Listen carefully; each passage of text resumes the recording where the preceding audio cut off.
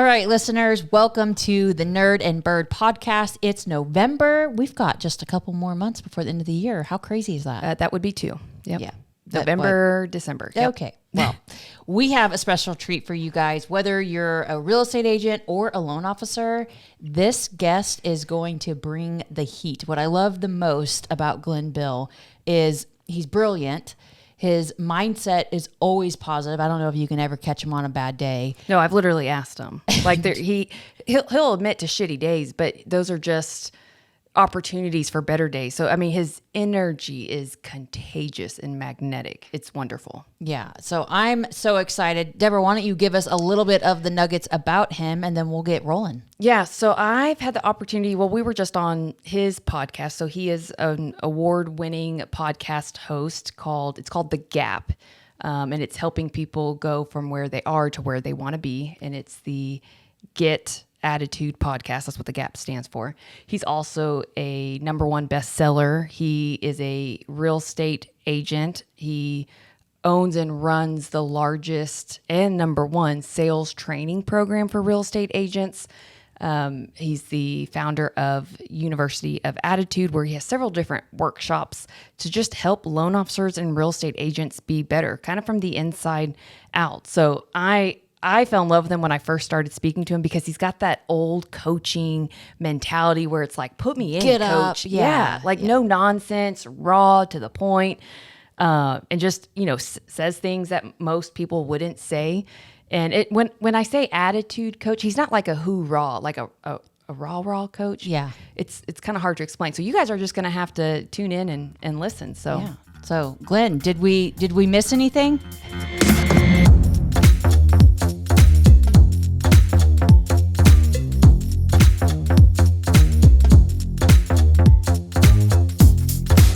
Well, I mean, I don't want to brag, but I was chosen as the Success Top 125 Speakers and Influencers.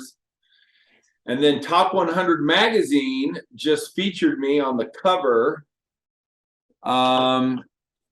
as the top entrepreneur and innovator for their whatever the hell they do. wow. So that's like on my Facebook page. If you I saw. I actually, I did see that, and I saw the bio or the piece that they wrote about you. It was pretty extensive. Yeah, But my first thought was, okay, so you get your real estate license at 19, but I know you were also a high school football coach. So how did that happen? So I got my girlfriend pregnant. And I stopped playing football and I was broke. And so I started selling real estate and, became the #1 agent at 20. And then I volunteered, coached for 25 years. So I coached football, owned a brokerage, and sold all. It's common for me to do 3 to 4 things at the same time. I'm not a one shot. I get bored very easily. I got to be doing all kinds of shit or I'm not happy. Yeah.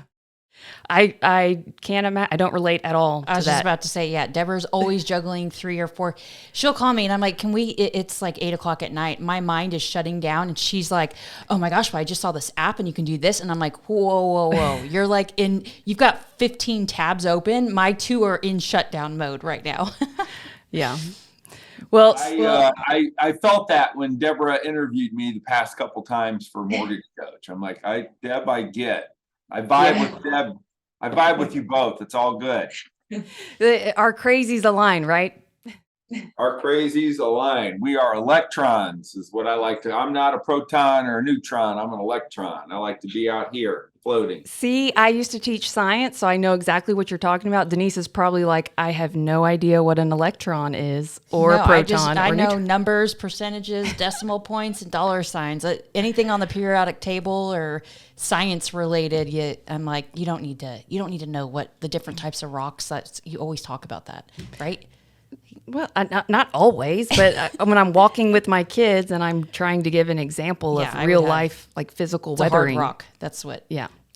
Well, so I know Denise typically has scripted questions, but I kind of want to go off the cuff just a little bit in the beginning. That's okay. Let's go. Let's roll. Because I know you'll appreciate it too. So I've got to know, have you always been Mr. Positive? Like, or was there something in life? Like, did you come out the birth canal cheerleading? I mean, you got to explain that part. And maybe you did, but, or. Are we in the podcast or are we? We are. We are. Yeah. Oh, cool. Yeah, I mean, basically I always have been. I mean, youngest of 5, right? So, I had really no choice but to be positive, fend for myself, and entertain myself with whatever I did. So, a lot of bad shit happened to me as a kid, and I only had, one way to handle it, and that was to always see the good and the bright side in everything that happened. So, just as a matter of survival, I had to frame whatever happened in my life in a manner that was empowering, and that would be contagious and attractive to whoever else was willing to give me attention when it's all said and done. So yeah, it's just kind of an innate thing that I have. Maybe it's because I'm a Cancer. I don't know. Are your brothers and sisters the same way? Or like, are your parents pretty optimistic? Or because, as a kid, you can go, if bad things happen, you could go in a dark direction. So why, are all of you guys wired with this positivity? Yeah, pretty much, but I'd probably say I take the cake. My oldest brother is I call him the king of improv in Chicago. He started the Annoyance Theater, and he does improv all over the world. He's an improv teacher and hangs around famous people, but he's very humble and he's pretty magnetic. And my sister is a powerhouse insurance gal, and she's C level, and she's pretty positive. We're all jocks, just like you guys. Then I have another brother that is in the insurance sales game, and another brother that's he's a counselor, actually. He counsels medical staff, doctors, nurses, and things in a hospital. And then I do what I did, which was real estate. But I owned a mortgage company back in the day, and my real estate career is forever evolving. And I am now really doing more commercial than residential. So we've, I was 2008, I sold 36 homes with one assistant right after the crash. And I've averaged over 100 home sales a year for the next 10, 15 years. I guess today's the 22nd. So served a lot of people, loved on a lot of home buyers and sellers. But the residential game really demands instantaneous gratification of a client, or you're done. So, I've been doing this for 35 years, but, when I'm a slow learner. So I figured out, what, if I did really big deals, I could maybe not have to do 120 deals a year, and I could cut that back and maybe start enjoying life. So that's what I'm doing. I'm focusing on big commercial deals, and I got 4 grandkids, so like to focus on them. Got out of football, but the speaking and training aspect of what I do has kind of replaced that. So that's been good too. But yeah, basically, there's no time to be negative.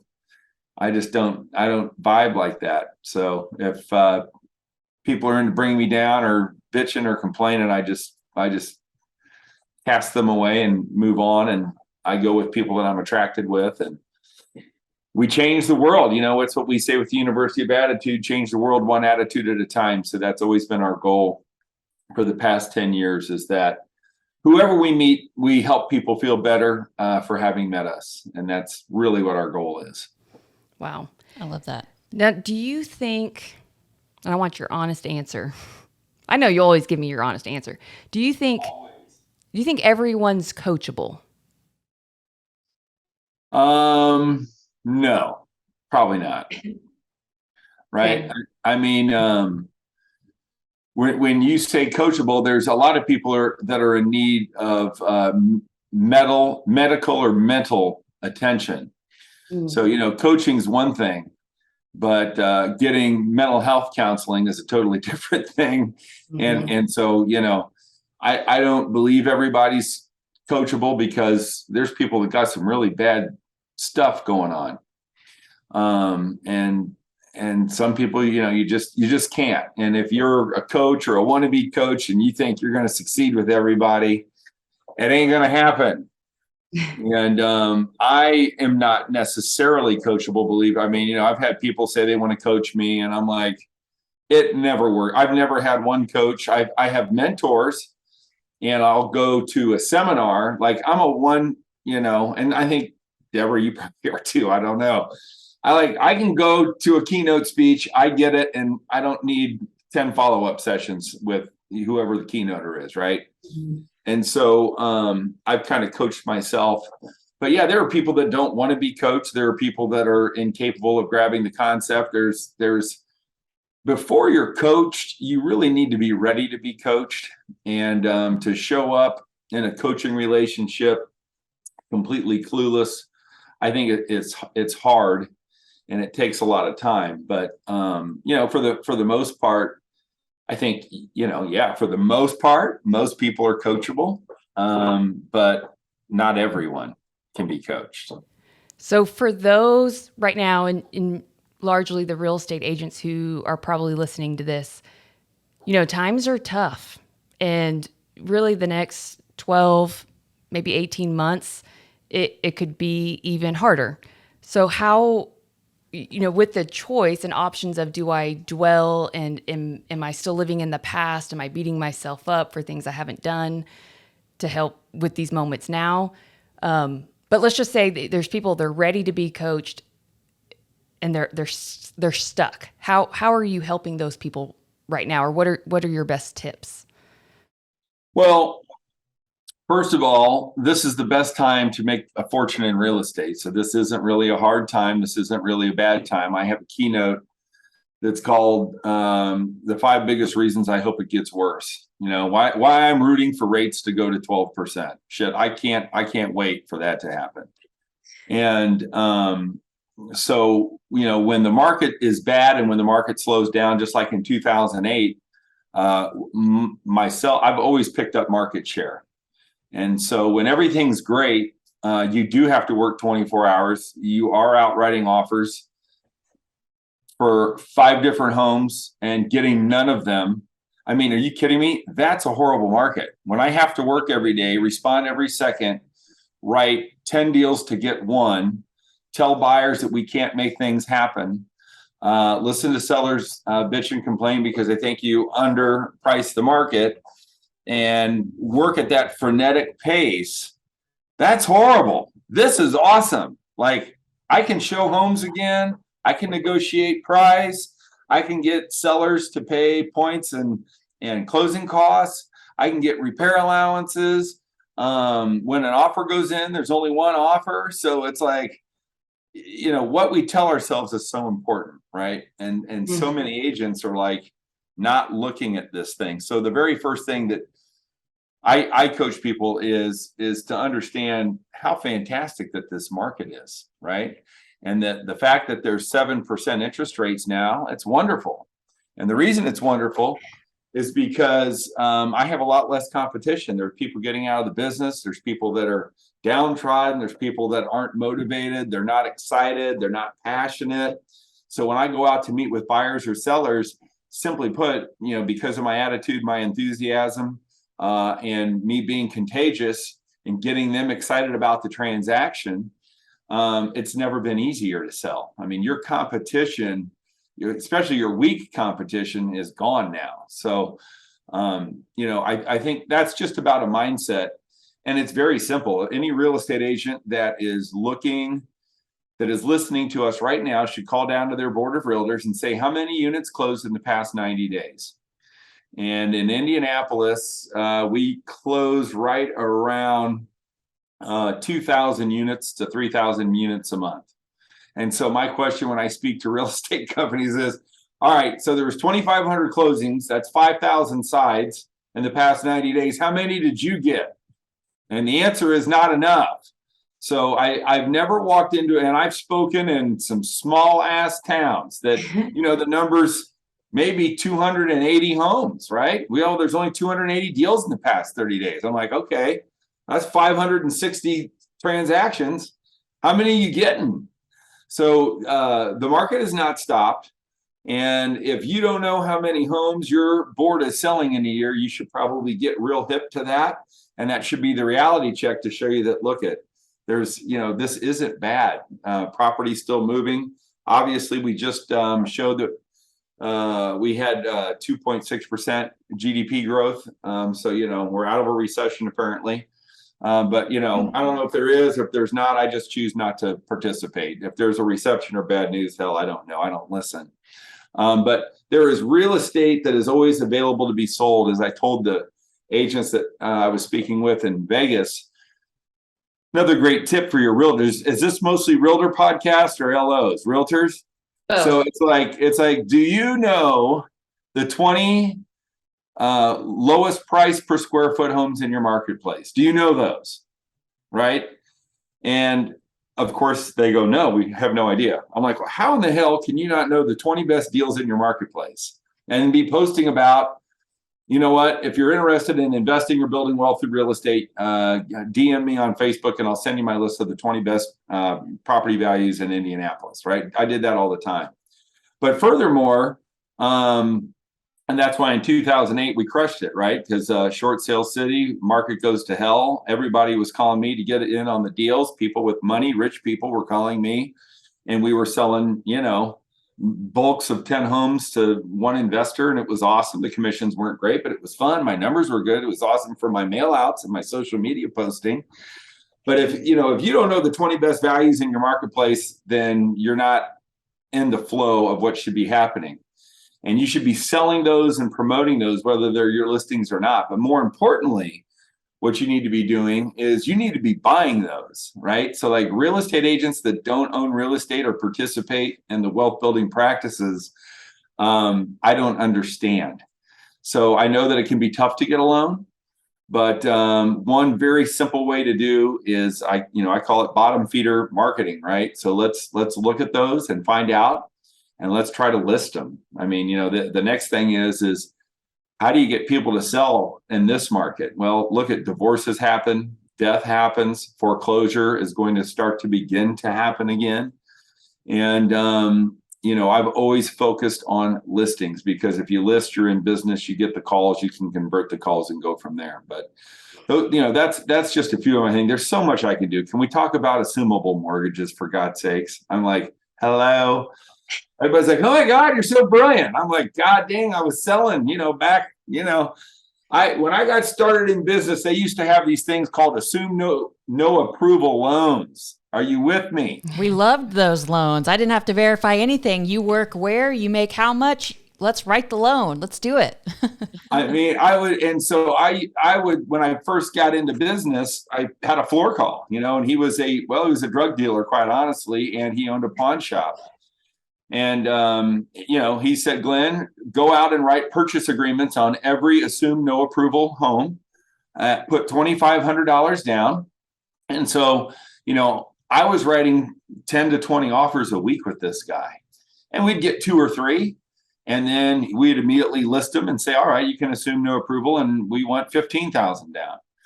And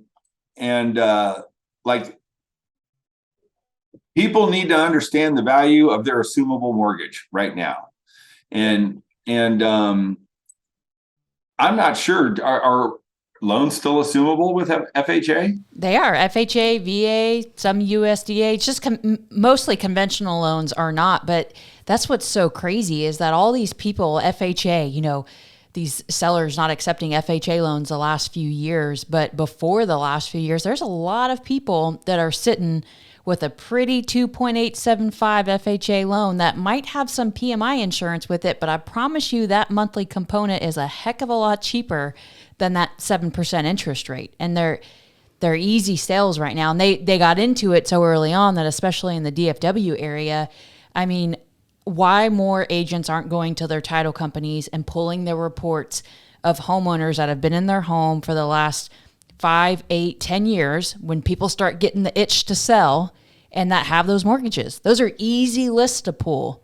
I mean, I might show up trick-or-treating on their doorstep and just be like, I want some candy, but I also want to sell your house and make you some money. You know, I mean, I would roll. I will say that is the best day to go door knocking is Halloween. Heck yeah. Everybody answers the door. But okay, so I got a dumb question then for those who don't know real estate or mortgage. If I were to assume someone's loan, I take over the loan, but am I offering a purchase price then where I have to pay the difference out of pocket to the seller? Is that essentially the win? Yeah. So, you got a $200,000 loan that's been paid on for 7 years and the rate's 2.75%. Well, now you can offer a 23-year loan at 2.5% to the buyer. And if the price is $250,000, the buyer needs to come up with $50,000. Now, a lot of times what we used to do back in the day is we'd go ahead and close with $5,000 or $10,000 down, make sure we got paid. We'd have the seller take a promissory note back, and I'd say, give me 6 months to get you your other $50,000. We would put the property in the name. We'd walk down to the bank. It would appraise. We'd get a home equity line of credit, and we'd borrow on the home equity line of credit and pay off the seller.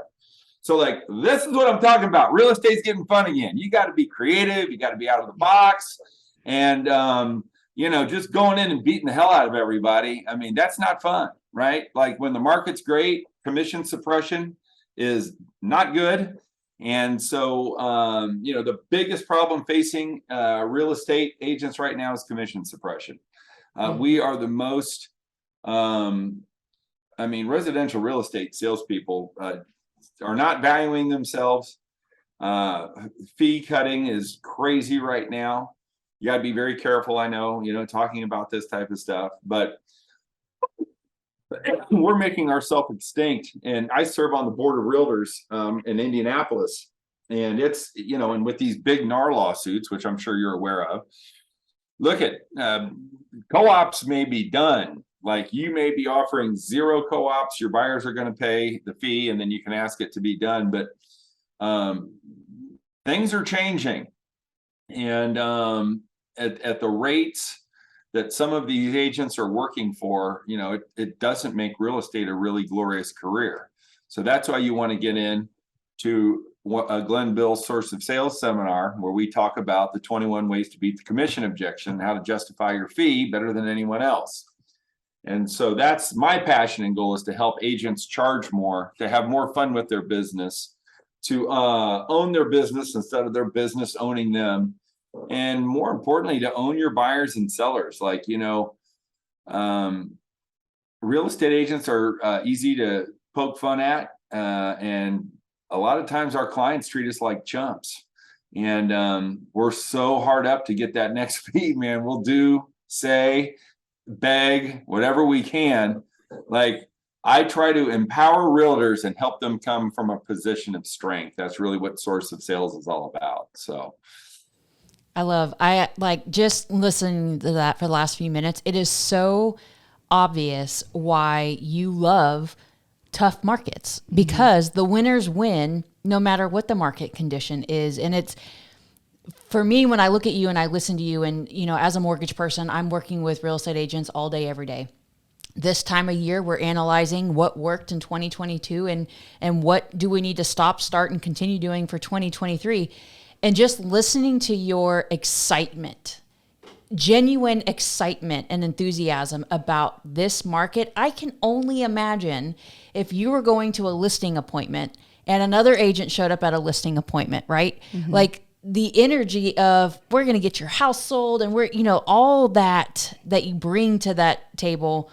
Whereas some of these agents I'm meeting with, they are so in their head right now, and they are doom and gloom. And so it's so obvious to me that you win because you choose to be positive every day. You choose, just the way that he started this. It's like, I love this market. I want rates to go to 12%. I actually took a little bit of a gulp when he said that.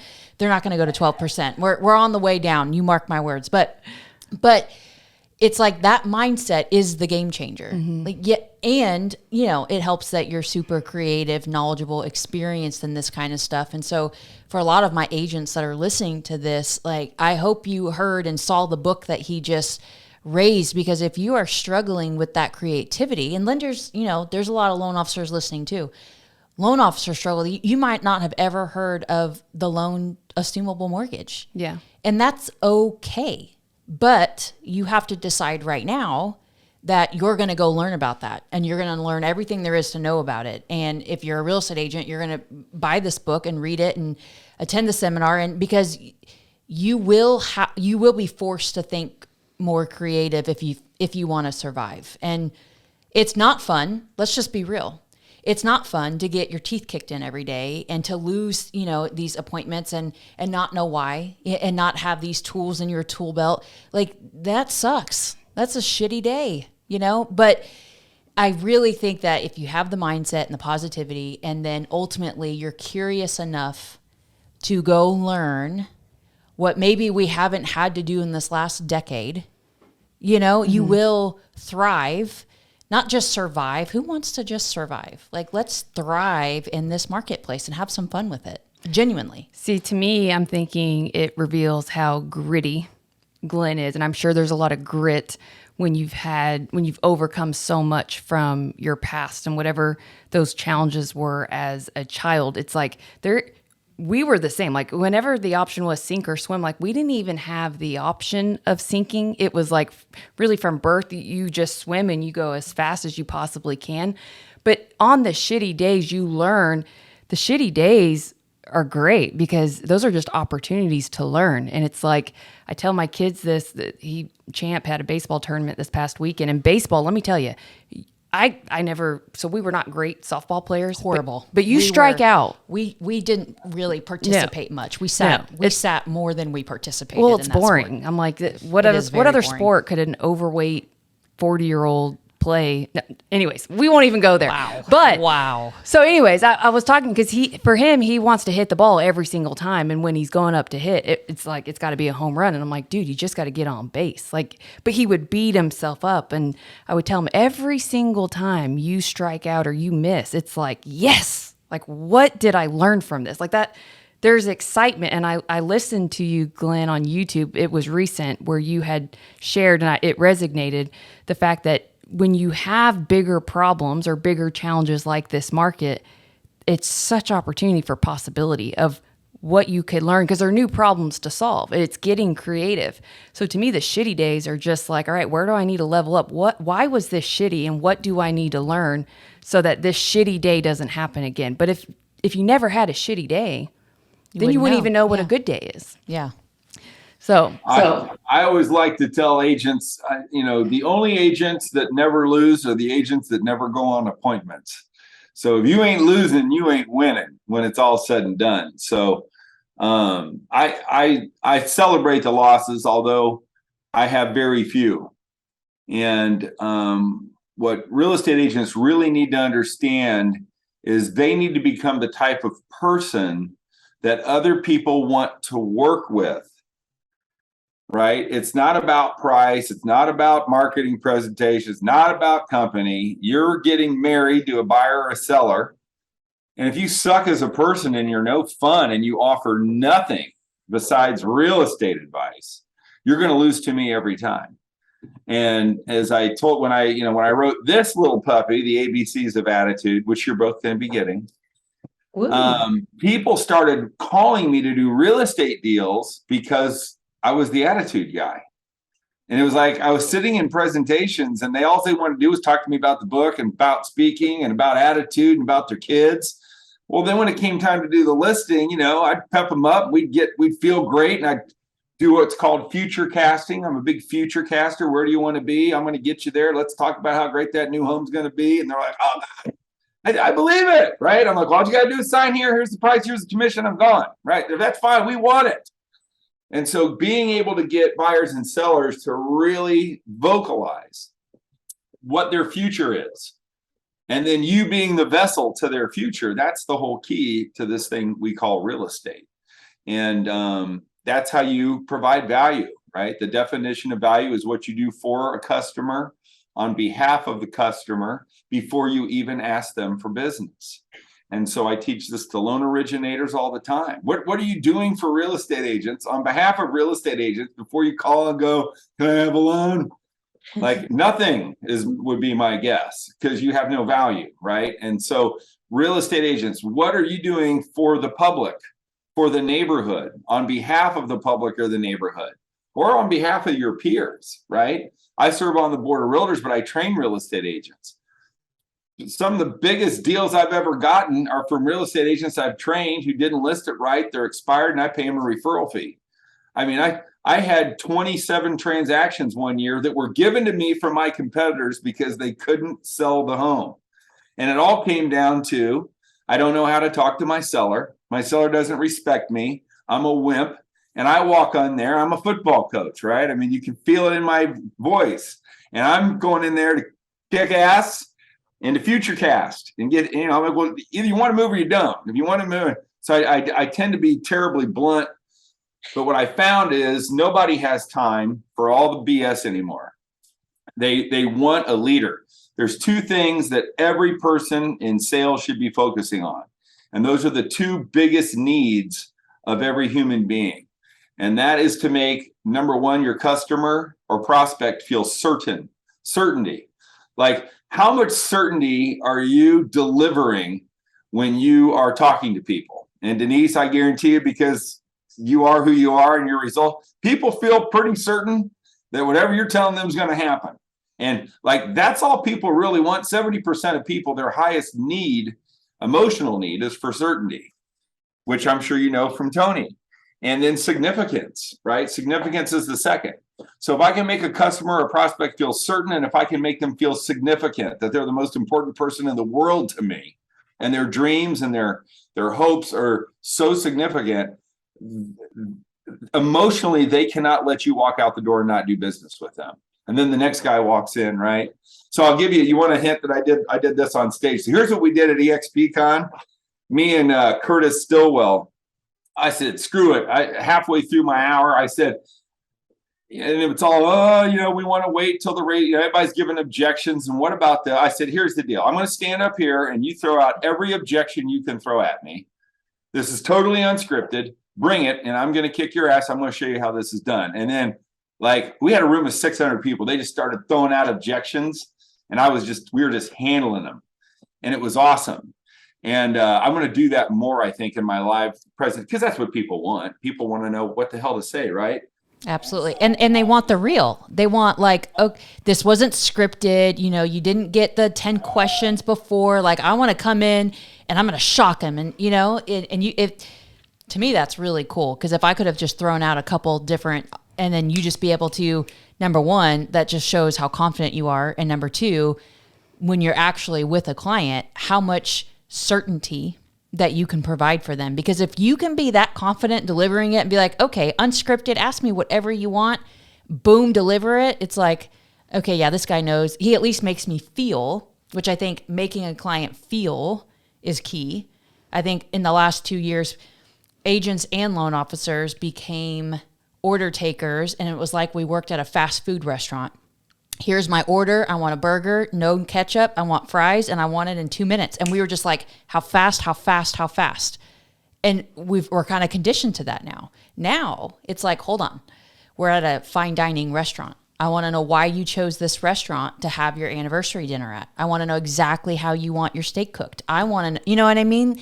It's a different world, but you got to be able to make that shift. But man, I wish I could have been at that EXPCon, because that is valuable. Like, Glenn has a course called How to Go from Order Takers to Playmakers. ooh, Yeah. We do that for loan originators. How to be a playmaker from an order taker. How to go from an order taker to a playmaker. Yeah. We're making playmakers. That's what we're doing. Uh-huh. See, this fast food fine dining. We're in the same vibe, Right. And so, I'll come down anytime you need me to come and you want to fill a room full of realtors, we'll do it. But it was so enlightening. And, but I close them. Like, the deal was, I'll close you. We'll keep going and I'll close you. And then you get people that give you ridiculous shit. And then I go, all right, well, I'm not working with you. on to the next prospect, which is very important. The ability to say no, right? So how important would you say from that moment when you get the client, you've made them feel significant? I know Denise is teaching a class soon on just database management for real estate agents. I feel like loan officers are a little bit better at this, maybe just because of the tools nurturing, we use. yeah. But yeah, they all send me the exact same freaking Keeping Current Matters email. Waste of money, guys. Just telling you. Check me out on mortgage. Not on the nerd mail then, because nerd mail is every Friday and it's custom and it's awesome and it's not Keeping Current Matters. So I love it. I get 8 Keeping Current Matters emails a week from loan originators I will never use to do loans. But that's a good point for our loan officers that are listening. Mm-hmm. How insignificant does that make someone feel when everyone's subscribed? Like you're emailing Glenn the same crap that you email, that you're, I mean, you've got to, if you're a loan originator trying to make true connection with real estate agents, because that's my world, is we have 2 clients. We have the real estate agent and we have the actual borrower. We have to make our real estate agents feel certain and significant, and sending out that same bland, emails. That's not going to move the needle with a producer that I'm sure anybody that you coach, you have to truly add value, which usually means, for me, it's custom. Every email, every webinar, everything that I do is super intentional, and I'm studying and researching and figuring out, okay, what are the 3 biggest hurdles that people have, and how can we help solve a solution for that problem, Mm-hmm. So this is just good for the loan officers that are listening. This is a mega producer who coaches other real estate agents. You've got open your ears and pay attention and listen to these little untold nuggets. He's just saying you've got to be, don't send that, do not send, write that down. Do not send the Keeping Current email. Stop. But do you coach on like the 33 touch? Like, is there something that you help frame for agents of how to follow up after the close so that you keep getting, because I believe I heard a stat about 10% of your database will do business with you each year. It's like 8 to 10% if you only nurtured your database. So what's your coaching on that? So, I'm a big eat what you kill. I should follow up more. I mean, I send out a postcard once a month. I send out an email once a month. I don't do it. It's done. It's fairly generic, right? But it keeps in people like, oh my God, your marketing's great. And I'm like, not really, but okay. But I've always just been a new business guy, and usually the experience is so over the top that people are, I don't need to do 33 touch points. That's way too analytical for me. But I'm a big community. A part of my gig or part of my strategy is that, coaching football is a big community thing. Every Friday night, I had 2,000 people seeing me coach their kids and their family members in football. That builds loyalty. That's called delivering value. That's what I'm doing for those children. And so I'm usually always active in coaching, but I also do a lot of local emceeing. And so I raise a ton of money. So like if there's a bingo in Indianapolis, I'm usually like, one of the top bingo callers.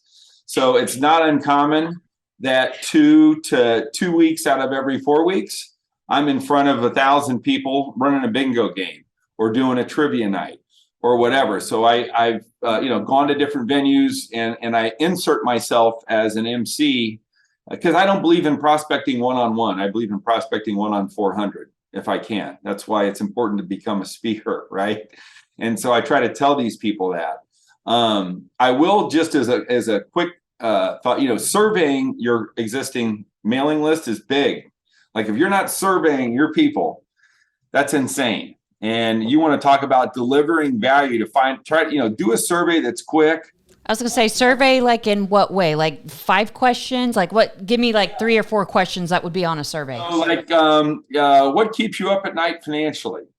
What concerns you the most about your life? If there's one thing about your life you could change, what area of your life would it be? If I could show you how to pay off your loan in 5 years or less, would you be interested? And so you could do whatever, but I would try to put some life stuff in there. But like try to, and you guys are interviewers, you guys know. But like think about what could really open somebody up, get somebody to think. And if you're getting them thinking, that means they're thinking about you. And so you'll be shocked when you get those back, and then you may see, yeah, inflation's killing me. Well, you know what? Then we need to come up with a 5 ways to beat inflation in your household. Boom, that's delivering value. So I have, if you go to glenville.com/source of sales, SOS, you'll see it. There is a realtor sales assessment, and it focuses on 4 different areas: skills and communication, effort, attitude, and I forget the other one. And I have the same thing. I have what's called the purchase loan mentality, how to get inside the heart and mind of a real estate agent, right? To write more loans. And I have an assessment for loan originators. So if you get on, and that's just Glenville SOS, and then you'll go down to purchase mentality. There's 40 great questions for loan originators to really look at their business and go through. And I created that assessment back when real estate and mortgages weren't as easy as they've been. And so the effect of that's been just, I can't tell you. It's that assessment alone has put me on a lot of stages, because it really gets people focused on, hey, what should I be focusing on? Mm-hmm. So I don't know how I got off on that tangent. I'm sorry, but I did. But I wanted to get those assessments out because they're valuable. Is that an electronic survey? Do you mail it out? Yeah, so I would just do a Survey Monkey link inside of your email. So just, say, hey, I want to get to know you better. If you could take 3 minutes to click on the link inside the email, it'll take you right to the Survey Monkey. Boom. And then there your answer. That.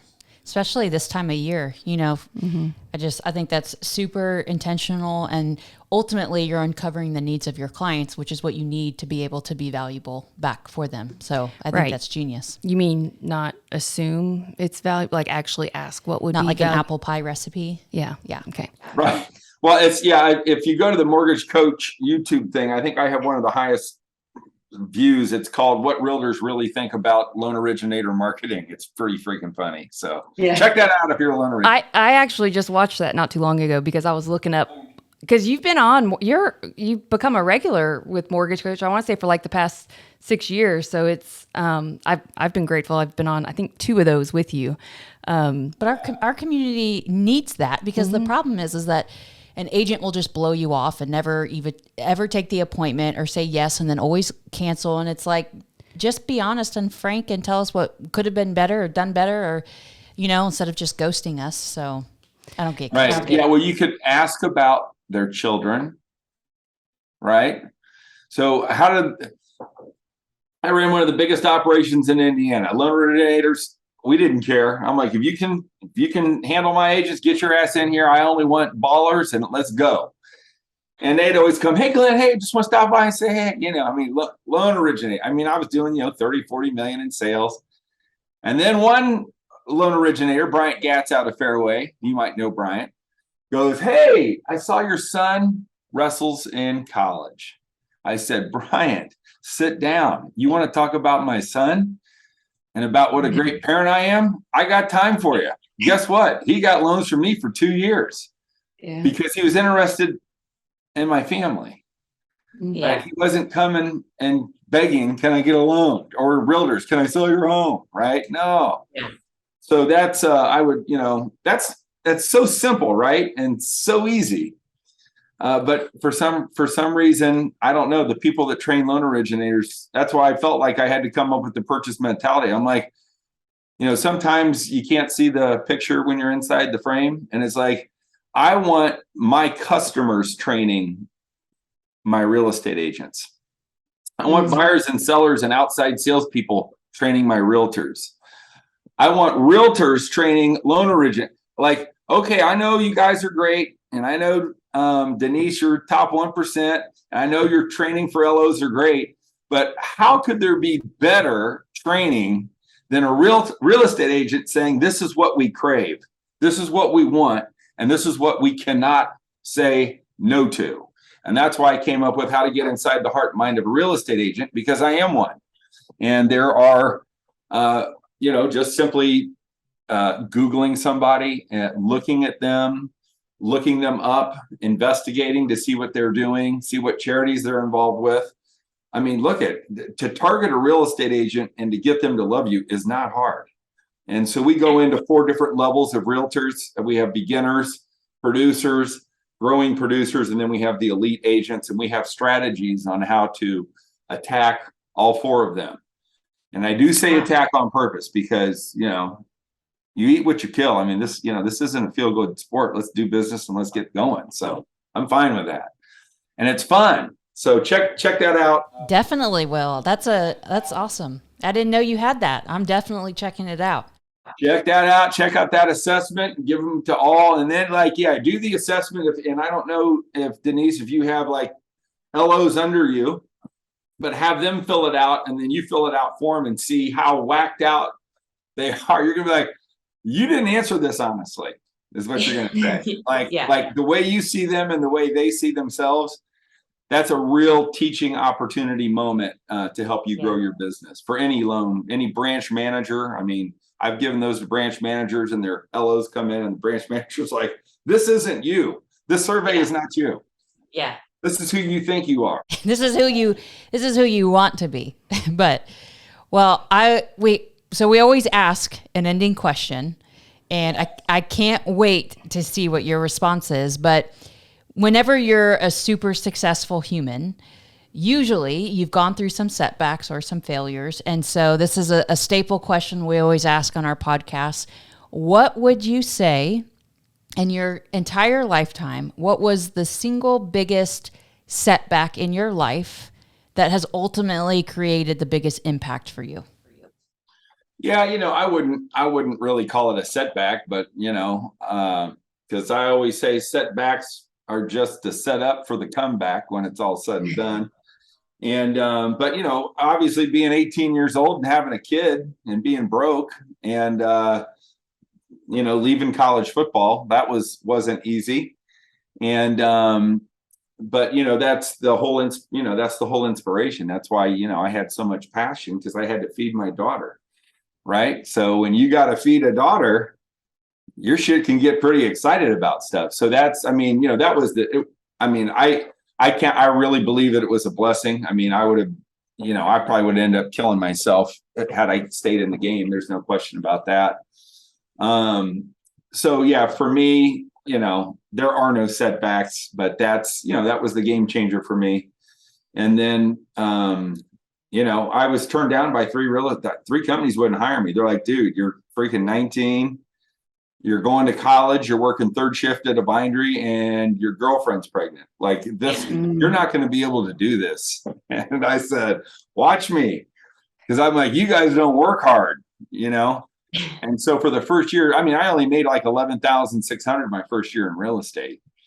But I was working 3rd shift at a bindery and I was going to college. And I got it figured out pretty quick. And then I became the number 1 agent in a 75-man office, and I wasn't even able to go buy alcohol. But everybody said it was because I had a big Catholic family. But all it really was is I was going out and doing more contacts than anybody else, right? So sales is a contact sport, and the more contacts you have, it's called the CACC formula: contracts, appointments, contacts, appointments, contracts, and closings. So that's what we teach in SOS, no matter what your, and I'm sure it's the same thing with loan originators. No matter what your income goal is, you start with the end game in mind always. I want to make $250,000. So that's closings. And so I need 25 closings at $10,000 a piece, right? And so how many contracts do I need to get to close 25 deals? I need to write 30. So 250 is the closing, 30 contracts. Well, how many appointments do I have to get to write 30 contracts? Well, if your closing ratio is 1 out of 10, you're going to need to be on 300 appointments, right? And if it's 20%, you need to be on 150 appointments. All right, so that's the A, and then the contacts. Well, how many contacts do I need to make to get into 150 appointments? Well, again, if your closing ratio is 1 out of 10, you need 1,500 contacts, right? So the bottom line is you have to So you can suck as a salesperson, you can have no skill, you can be not passionate, but if you do the numbers, because I've seen it, right? And I'm sure you've seen it. I'm like, agent walks in my office, I'm like, no way in hell this person's going to succeed, and they just freaking kill it. And then you got the other people, you're like, this person's going to be so freaking good, and they suck, right? And I'm like, oh, you're not doing the numbers, or you are doing the numbers. You either are or you aren't, right? And then as you develop your skill and you get your training, then those ratios and those contact numbers get smaller. And then as you build value and create a brand, that actually inverts, right? So it's like you don't even need to call people because they're calling you. I always love to ask people, how many people are calling you to buy or sell real estate? And the answer is not enough, right? That's always the answer. So I don't know how I just got off on that tangent, but the CACC formula is huge. It's in the book, the SOS. So, anybody can do this. You just got to figure out if you really want to do it and if you have the drive. So those are just a few things. You want one more listing piece of gold for our agents? I mean, if Glenn's giving away one more, let's take it. Let's do it. So I did this on stage there. Everybody was like, oh my God, that's freaking awesome. And this is for loan originators. Like, this is something that if loan originators teach their realtors this, because competitive listings are going to start happening again. They're going to interview 2 or 3 people. And so as a loan originator, what I would always call agents on, say, here, you're going on a listing presentation. Yes. Where is it? 123 Main Street. Great. Hey, I'm just curious. Do you know the lowest possible payment that somebody could own that home for? Which would be what, a 1-year arm? But hell, shit, we can't get arms anymore. Please find me somebody that will do arm rates. No investor will buy them. Union Federal, I just closed a 5.5% loan with Union Federal. How about that? Right? 1,000 down, 5.5%. Unreal, right? Wow. Unreal. But anyway, so the agent always goes, no, I have no idea, right? And or do you know the absolute minimum down it will take to own this home, which should be 0, I would think, VA. But if it's not, hopefully you got another program out there that's creative. And so I would train our agents when they walked into competitive listings. I'd say, you always go first. And I say, look, at Mr. and Mrs. Seller, I just want to ask you a question. Do you have any idea what the lowest possible monthly payment on this home would be? No idea. Well, you know what? My great loan originator who loves me and I'm partners with just gave me this number. Look at what I've got ready in place. I can have somebody in this home for $1,122 a month. Wow, that blows my mind, right? I want to make sure, Mr. and Mrs. Seller, I know that there's another agent coming in after me. I just want you to make sure that you ask them the same question. And if they aren't close to that number, I think it's pretty obvious who you need to be listing your home with. They were like, dude, that is so good.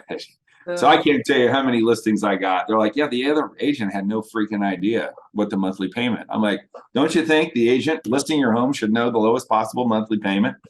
So if you're in Indianapolis and you're coming in after me on a listing, you better know that number. Every single one of them, you guaranteed they're like, oh my gosh, if I'm going up against anybody, I'd better know this number. Well, how could you not? It's just like, I don't, if you're selling real estate, it's payment, right? Everybody wants that payment. So, well, your podcast on the Get Attitude podcast is rolling up the views. I think we're over several thousand with you guys. Awesome. Yeah, you've been very well received. And I've had several people come in and go, that was so good and meaningful. And, it wasn't about business. So for those of you listening, if you want to learn about Denise and Deborah and the great, incredible people they are and where they come from and how their attitude is, I'd encourage you all to go to the Get Attitude podcast. You can get that on glennbill.com too. And listen to these amazing women. So you guys are so fun, and I'm just honored to be on your podcast. I hope it was okay. You're awesome. We so appreciate you, Glenn. We appreciate your time and your wisdom, and I can't wait to do more with you. So thank you. And I want to say thank you for being crazy and abnormal and going for it and just being you. So I know we had talked a little bit about speaking, and I was telling him just kind of a little off the record here about I've never been trained as a speaker, but I'll go and I'll speak, and people always tell me they have such great feedback, but I'm pretty sure I don't hold my hands the right spot and, frame it correctly every single time. And Glenn was like, oh, hell, like me neither. Like you can tell Just roll he with is it. who he is. Yeah. He's raw, he's real. And that is a gift because you give others permission to be raw and real in themselves too. So thank you. You got it, girl. Well, I'll be back down in Texas. If you want to throw an event, I would love to. I would love to get you in a room with a bunch of my agents. They would eat you up. I'll eat them up. Look I got the 10-hour program. It's a day and a half source of sales. They leave with this workbook. They can keep it.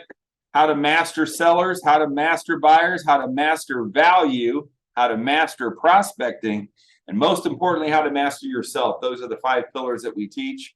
They're an hour and 50 minutes each, 3 courses one day, 2 courses the next. I'll send you a video of what we did down in Plano. I'm going to be in Wisconsin doing it, and I'm going to be in Minnesota doing it. But I'm there in February. I'm like, damn, I want to get down south in February, be doing some stuff. And he literally did this right behind you. At the Hilton? Yeah. Oh. That's where you were in Plano, right? Yeah. That my office is right across the street. You're kidding me. No, on Granite Parkway, right across the street. Darn it, I could have come and seen you. Well, they're going to bring me back down. They had the lender that put me in there received a ton of referrals. The brokers who brought me down there, I think, recruited 5 or 6 different people out of the event. I'll send you a little video of. Yeah, we're doing it. I want to do it, so we'll get it going. Do it. If you don't get $1 million in loans, which maybe $2 million in loans, then I'll give you my feedback. Okay. All right. All right. Thank you. Thank you. Appreciate you. Hey, I'm sending you your love packages very soon. All right. Have a good one. Bye.